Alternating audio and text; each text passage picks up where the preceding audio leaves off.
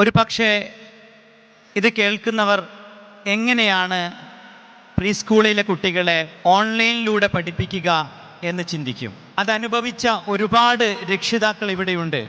അവർ പറയും, it cannot be explained, it only by experienced.